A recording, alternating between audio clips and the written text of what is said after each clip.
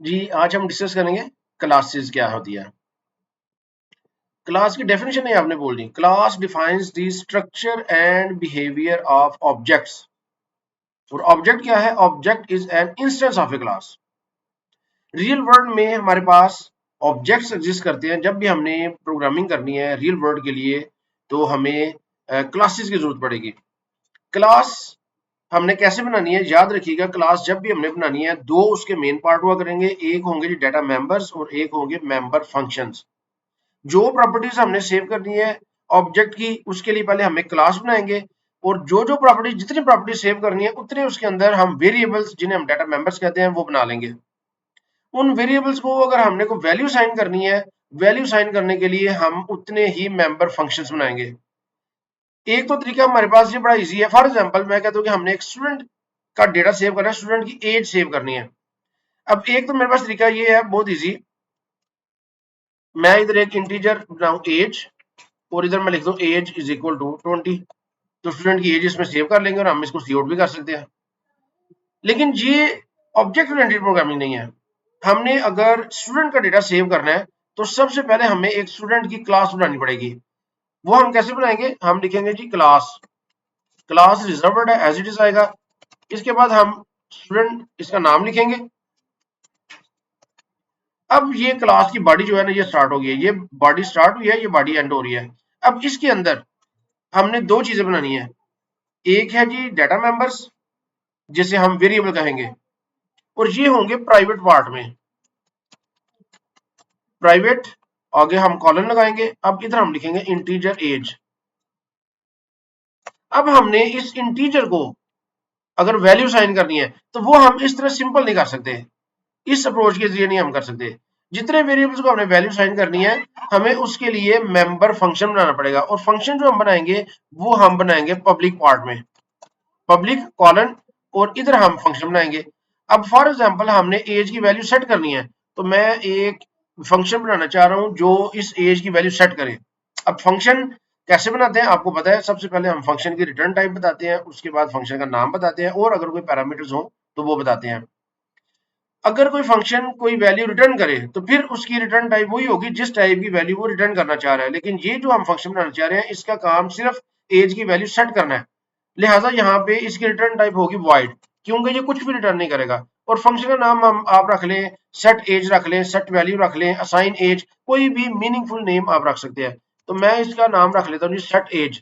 अब जो वैल्यू मैं इसको पास करूंगा वो इसको हम सेट कर देंगे। अब चूंकि एज इंटीजर टाइप का वेरिएबल है, इधर भी हम एक इंटीजर टाइप का वेरिएबल इसको पास करेंगे। अब ये ब्रैकेट्स के अंदर मैं लिख दूंगा एज इज इक्वल टू ए। ए क्या है जी? ये वेरिएबल है जो आप पास कर रहे हैं, तो इस एज को वैल्यू साइन हो जाएगी। ये जो क्लास का डेटा मेंबर है एज, इस तरह इसको हम वैल्यू साइन करेंगे। ये तरीका है क्लासेस में वैल्यू, किसी वेरिएबल को वैल्यू साइन करने का। अगर हमने इसकी वैल्यू प्रिंट करनी है अब उसके लिए भी हमें एक मेंबर फंक्शन बनाना पड़ेगा। अब क्या ये जो ये जो मेंबर फंक्शन है जिसने वैल्यू प्रिंट करनी है, ये कोई वैल्यू रिटर्न करेगा? ये कोई वैल्यू रिटर्न नहीं करेगा, ये जस्ट प्रिंट करेगा।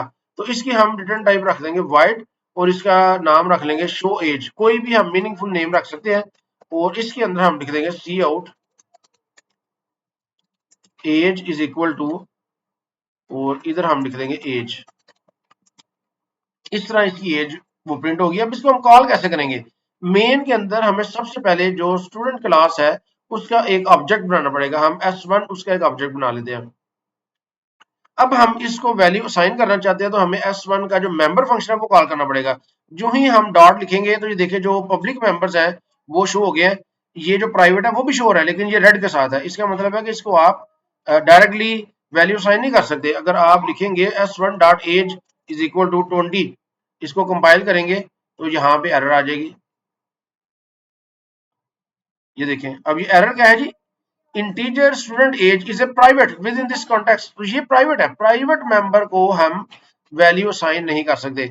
इसके लिए हमने जो मेंबर फंक्शन बनाए हैं वो यूज करने पड़ेंगे। तो S1 डॉट सेट एज, और ब्रैकेट के अंदर हम पास कर देते हैं 20 फॉर एग्जांपल। आप कोई भी कर सकते हैं, 22 कर ले। उसके बाद हम लिखेंगे S1 डॉट शो एज। अब हम इसको एग्जीक्यूट करेंगे तो ये जो है ये वैल्यू इसकी शो हो जाएगी। ये देखें एज इक्वल टू 20। जी, ये तरीका है क्लास बनाने का और उसके जो डेटा मेंबर्स और मेंबर फंक्शन बनाने का। अब ये जो शो एज है इसके लिए हमारे पास एक और टेक्निक भी है जो हम यूज कर सकते हैं।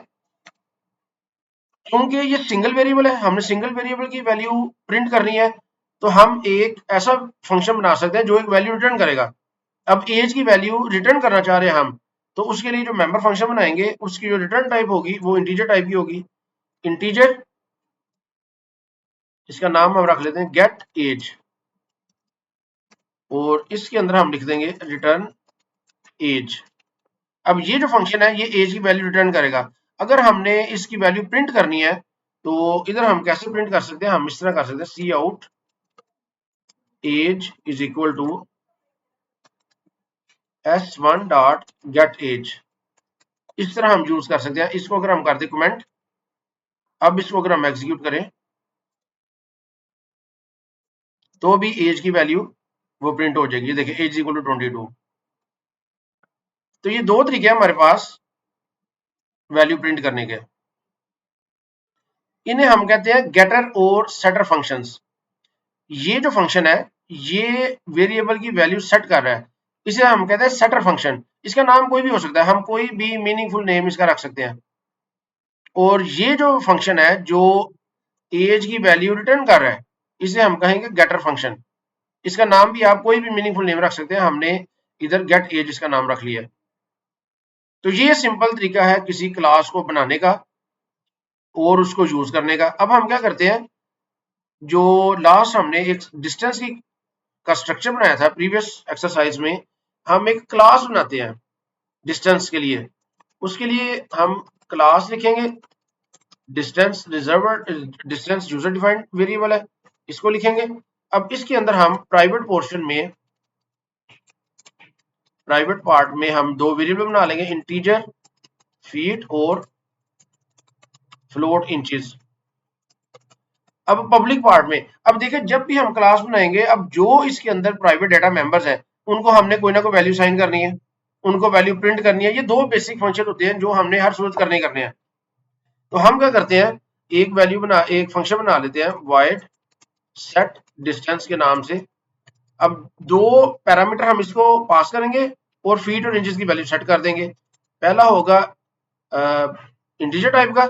अब इसका नाम आप इंटीजर ए और फ्लोट बी भी रख सकते हैं, लेकिन कोशिश करें कि जरा मीनिंगफुल नाम रखें, क्योंकि हमारा मकसद है ये जो पहला पैरामीटर है ये फीट को साइन करना है, दूसरा हमने इंचेस को। तो हम इसका नाम रख लेते हैं एफ टी और दूसरे का नाम रख लेते हैं I N.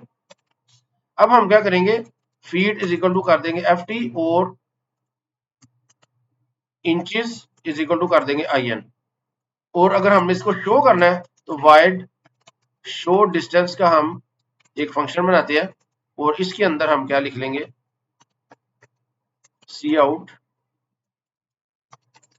Feet is equal to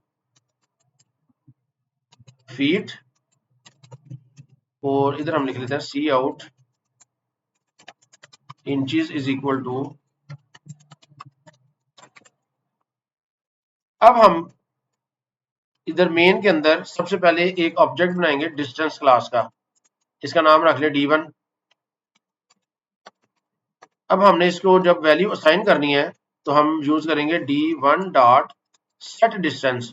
इसको वैल्यू हम पास कर देते हैं 5 और 7.8। अब हम इसको d1 डॉट शो डिस्टेंस का जो फंक्शन है वो कॉल करते हैं। तो अब इसको एग्जीक्यूट करते हैं, देखते हैं क्या हमारे पास आउटपुट आती है। तो ये देखिए feet is equal to 5, inches equal to 7.8। जी, तो ये आपने टेक्निक याद रखनी है। जब भी हमने कोई क्लास बनानी है उसके कुछ डाटा मेंबर्स होंगे जो कि हमेशा प्राइवेट होंगे और जो मेंबर फंक्शंस होंगे वो पब्लिक होंगे। डेटा मेंबर्स की जो वैल्यू सेट हमने करनी है उसके लिए हमें मेंबर फंक्शन बनाने पड़ेंगे। और जो मोस्ट कॉमन जो फंक्शन हम बनाते हैं वो एक सेट का बनाते हैं और एक शो का बनाते हैं। इसके अलावा हम अकॉर्डिंग टू रिक्वायरमेंट मुख्तलिफ मेंबर फंक्शन बना सकते हैं। तो उम्मीद है आपको चीज़ों की समझ आ रही होगी।